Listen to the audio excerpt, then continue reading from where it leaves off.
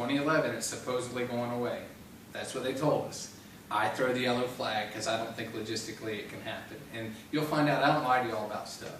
I tell you the good, the bad, and the ugly, and if you want to do it, then you do it because you know all the facts.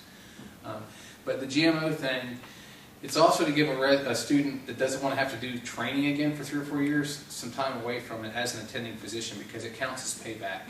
You're an attending physician as a GMO because you have your license at that point. Okay. So you apply for the match for trauma or for emergency medicine.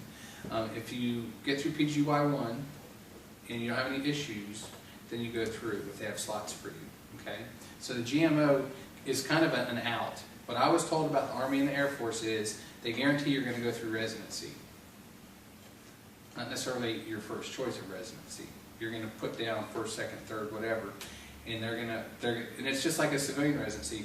What does your scores say? What do your recommendations say? On the military side, though, and I'm assuming the Army and the Air Force does this, on the Navy side, you're going to do clerkships at Bethesda, Portsmouth, or San Diego. Or if you're doing family medicine, you might get to go to Bremerton, Washington, Jacksonville, Florida, or Jacksonville, North Carolina. You kind of audition with the people that are going to look at your request for residency. So for 45 days each summer, between your second and third and fourth, these folks are going to see you. So when you put your paperwork in a request for whatever, they're going to say, I remember that person, and there is no way on God's green earth they can do this. Or, you know what, their scores aren't as good as this person, but I remember the last 2 years we've seen them, they actually have the intangibles to overcome that lower mark. So there's benefits to doing clerkships because you get the audition. Whereas if you're doing a civilian match, your paperwork goes out, you have to go do interviews, I believe, but they don't see you working. So you're interviewing for 45 days at least twice during your medical school. So that's a huge advantage, whether it's the Navy or the Army or the Air Force. But anyhow, so residency is kind of, I think I answered the questions now.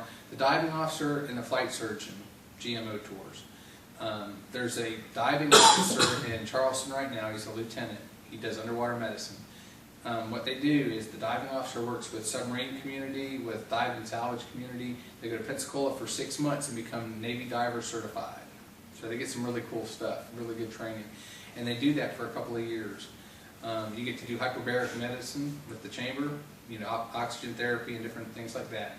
The flight surgeons go to 6 months of flight training at Pensacola, Florida, and I'm told that they're like that close to being a licensed private pilot when they get finished with that, because they're learning all about what the pilots are going through and what the flight crews are going through. So they have to kind of go through a lot of it themselves. And again, sometimes they volunteer to do that because they don't want to go deal with 4 years of residency. Or they don't match, and what happens to the people that do GMO that don't match is they go to the top of the stack. So the following year, when it's time to match again, the fourth years are applying, but these GMOs that are out there doing patient care are applying, and they are given preference over the fourth year. And I'll tell you, they're going to tell you, if you try to match for something that you're not qualified for, that you're not suited for, they're going to tell you that in your third and fourth year of med school. They're not going to be bashful about blowing smoke. They're going to say, you know what, we really think you should look at this area or that area, because they want you to succeed and they want you to have realistic expectations. So, what kind of questions y'all got for me? Yes. What kind of training is involved in all this? How does it all? Okay, that's a good question. Let me take you from step 1 through. Okay, let's say you decide you want to do this. We do an application, a physical, and a security clearance on everybody that comes in the Navy, and every officer has to have a secret clearance, okay? It takes about 3 to 6 months, usually 3 months for folks your age, because you don't have a lot of life history. You haven't moved 50,000 times. You haven't had 50,000 jobs to do, okay? So it's usually about 3 months. The physical is in Columbia. You come up the night before. We put you up in the courtyard by Marriott on Assembly Street. And if you're 21, there's places to go. If you're not 21, you need to behave. But you go the next morning at 5:30, and you don't want to go do any of that stuff. Trust me, the night before, because they're going to wake you up at 4:30. You got to be at the base at 5:30.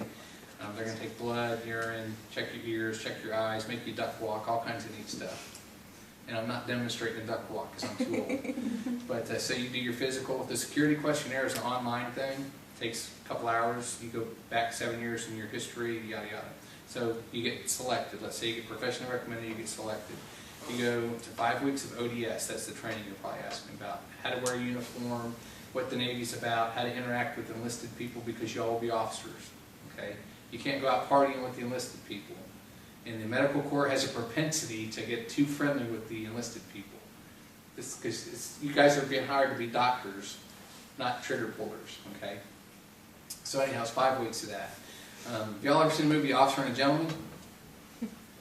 Okay, well, it's not like that. That's Officer Candidate School. Check it out one time. Richard Gere, way back in the day. But anyhow, I call it ODS, is like boot camp light. Because nurses, physicians, dentists, chaplains, so not going to be yelling at the Baptist preacher real bad. Lawyers, all the professional corps go to that for 5 weeks, okay? And yeah, you probably get yelled at if you're being stupid or whatever, but I mean, so be it. It's just 5 weeks of your life. And they're going to inspect you to make sure your uniform looks right. They're going to do a locker inspection. All your stuff's going to be hung in a certain order. It's just so you get used to following what you're supposed to do. You have to be able to swim when you go up there. You have to be able to float. Not hard, trust me. I think the people at the beach sometimes have a better, advantage on the swimming because they're used to going to the beach. Everybody in the Midlands and the upstate, a lot of people, I don't swim good. Well, you ain't got to be the dude that got stoned at USC to pass the test. What's his name? Yeah. You don't have to swim like Michael Phelps, okay? But basically, you step off a 10-meter platform, simulating abandoning a ship, okay? You swim a length up, a length back, and then you float for like 10 or 15 minutes. And they got divers in the water with you, so if you start to go under, they will not let you drown. And that's it. I mean, it's pretty laid back up in Newport, Rhode Island. Yes. Okay, so this training, so like, if I'm a junior, and I'm going to be applying to dental school like this summer and the fall,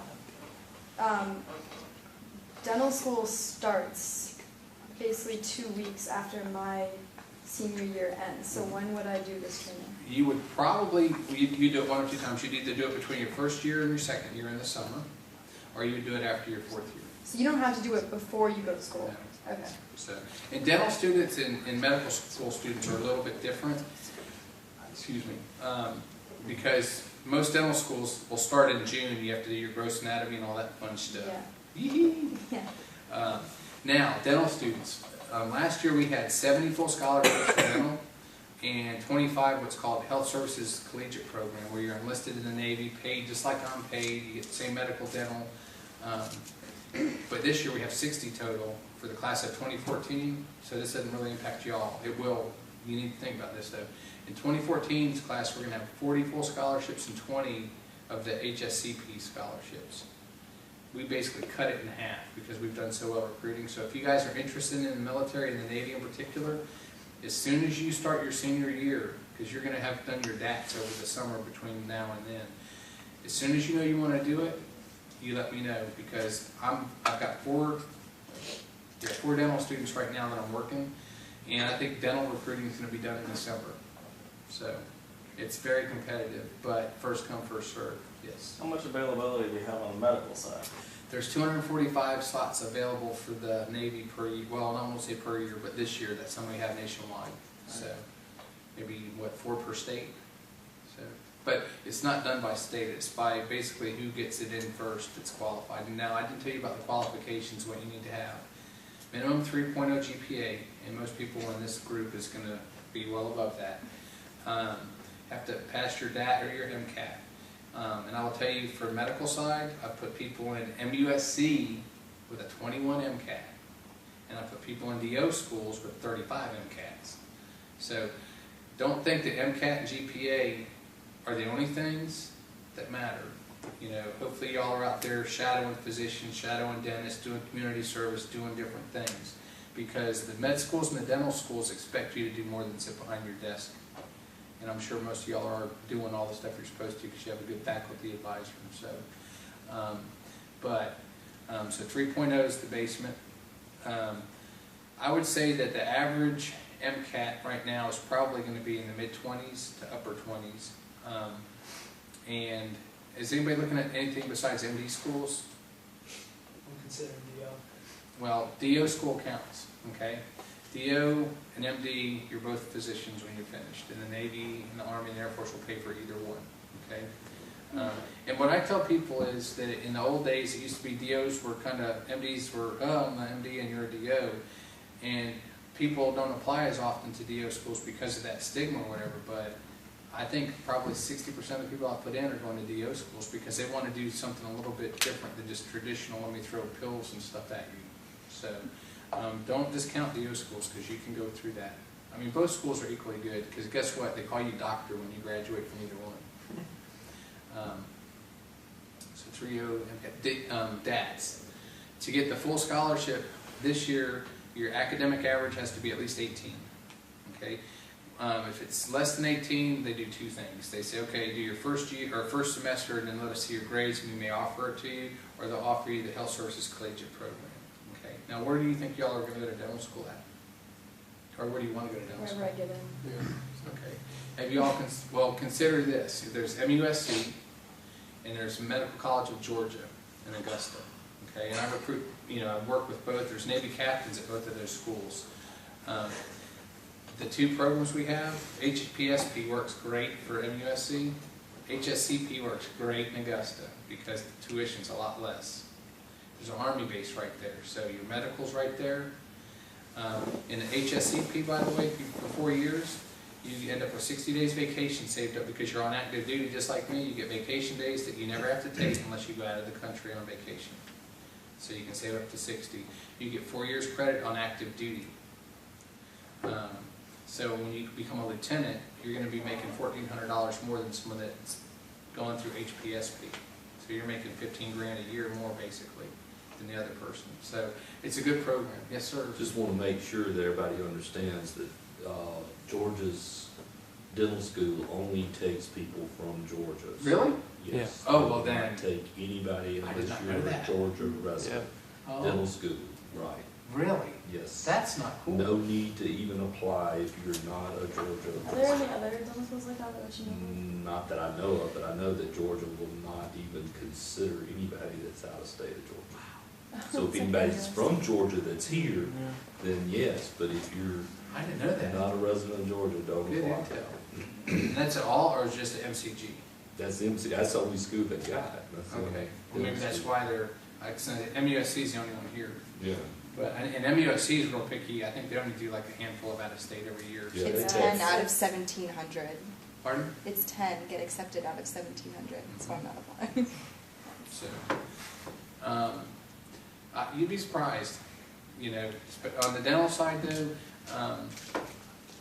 the interviews, you need to, make sure you interview well. If you go to MUSC, you let me know, because there's 5 Navy captains there and 2 of them do student interviews. I kind of stack the deck for me. They put all my stuff out on their desks when they come by, when people come to interview, so it's kind of cool. But anyhow, I have contacts throughout the state that are students, that are residents, that are full-time, they're physicians and dentists. So I'm the type of person that if you want to talk to somebody that's actually been through the process, that's doing it, I'll put you on the phone with them, and they will not sugarcoat anything. Okay, the captain that's at MCG, she runs the AED clinic. She's a retired Navy captain.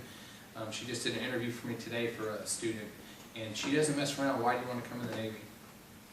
And obviously financial reasons, that's not bad to say, but that should not be the only reason you're doing it. You know what I'm saying? Some people get a little bit testy about that. But apply to more than one school.